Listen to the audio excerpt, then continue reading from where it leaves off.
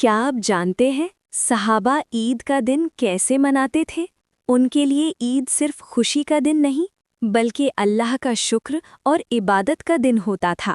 صحابہ عید کے دن صبح جلدی اٹھتے، غسل کرتے، اپنا سب سے اچھا ڈریس پہنتے اور سب سے امپورٹنٹ عید سے پہلے کچھ میٹھا یعنی کھجور ضرور کھاتے تھے۔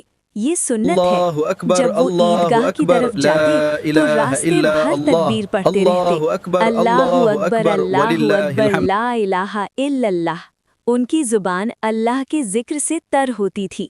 صحابہ ایک دوسرے کو ملتے تو کہتے تقبل اللہ منا و منکم، یعنی اللہ ہم سے اور آپ سے قبول فرمائے۔ ان کی عید صرف گلے ملنے تک نہیں بلکہ دعاؤں اور محبت سے بھری ہوتی تھی۔ اور آج ہم عید کا دن صرف فوٹوز، ریلز اور کھانے تک رہ گیا ہے، نہ ذکر، نہ شکر، نہ سنت۔ اگر ہم سچ میں عید منانا چاہتے ہیں تو صحابہ کا طریقہ اپنانا ہوگا۔ خوشی بھی ہو لیکن اللہ کی یاد کے ساتھ۔